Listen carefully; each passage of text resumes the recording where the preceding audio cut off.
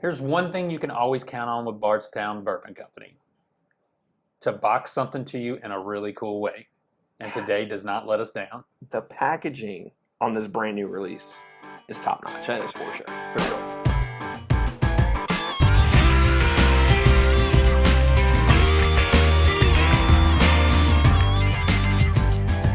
Welcome back to another edition of Bourbon Kingdom. I'm David. And I'm Zach. And today we are going to review Bardstown Bourbon's newest release, the High Wheat Bourbon.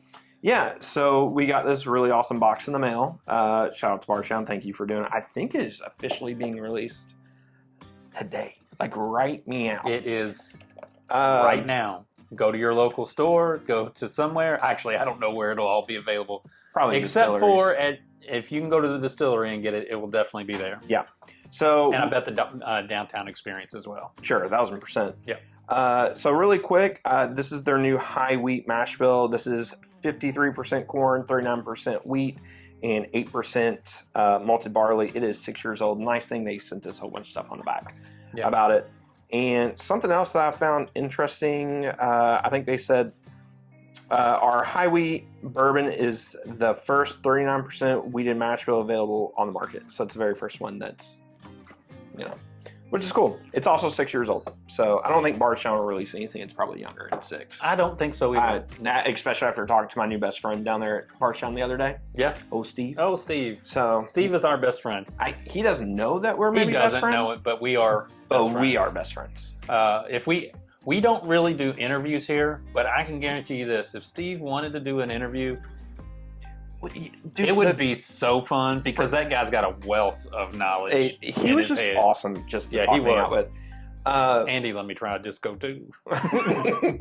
Yeah, shout out to Ron because I know our buddy Ron really helped us with that. We were down on a barrel pick, so we got to try some fun stuff and do some fun stuff. So anyways, though, really quick before I get into this, first off, make sure you hit the like, subscribe, notifications button. Always. And then going back to the packaging of this, got to give Bardstown a lot of credit. Like, there's a little light in here. And I was like, why is there a button on the bottom? I pushed the button and it starts flashing. Dave's like... It was like disco. Let's see if it'll do it.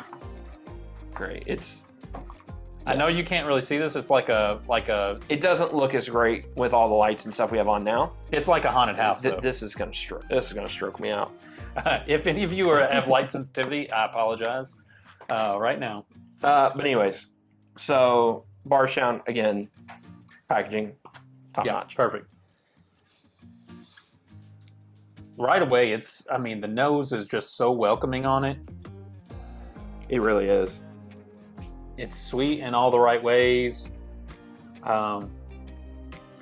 You know what I found kind of interesting on it? It comes off a little spicy, but not like a grainy kind of way, like how some wheats would. Yeah.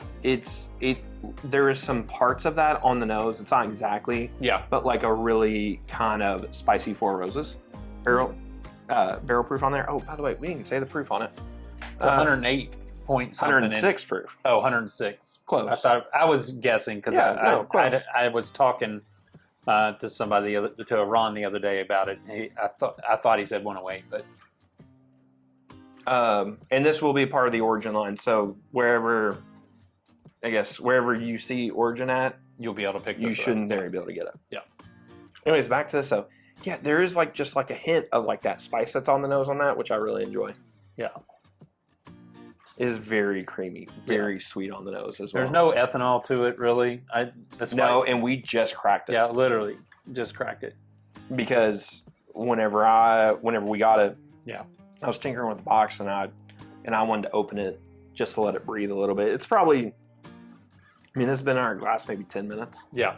So not even very long. It's just got a real kind of like, I don't know what you would call it, like a light fruit smell to it. Just, I don't know what you consider light fruit. I think applese, apricots, or apricots, whichever way you say it. Sure. Kind of that little bit of smell there.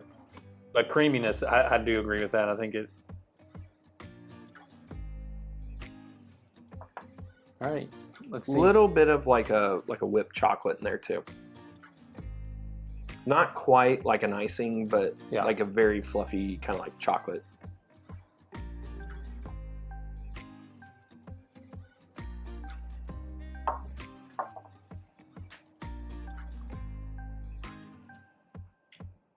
Ooh. I definitely see that fruit now more. Yeah. I think the fruit. Yeah, I think the fruit pops on the front. It's really sweet. There's a little bit of I don't know if it's caramel or vanilla. I get those. Those are so close to me. It feels a little more vanilla-y to me than caramel. But yeah, right there, right. Is this your first pour of the day? Yes. Yeah, it's like the fifth. I had to work today. I had to work. Anyways, even though it's like 2 in the afternoon. I'm surprised with how much fruit is on there. There's fruit, there is spice. I do agree that sweetness still goes through the starter palate, and it eases into that spice. Yeah. Which is very nice. And it's got a good finish to it too. It's not like it's like super long, but it's a good finish. I think some of that oak spice note kind of shines like at the end of it. I agree. I mean, I like this. How much did we say this was going to be? Is it going to be the same as the other Origin? I can't. I'm sure it's in the press release that I'm sure they sent us to try it. But listen, I'm going to do you a favor. I will put the price of it down here. I was going to say that would be perfect because we don't have a price point on it.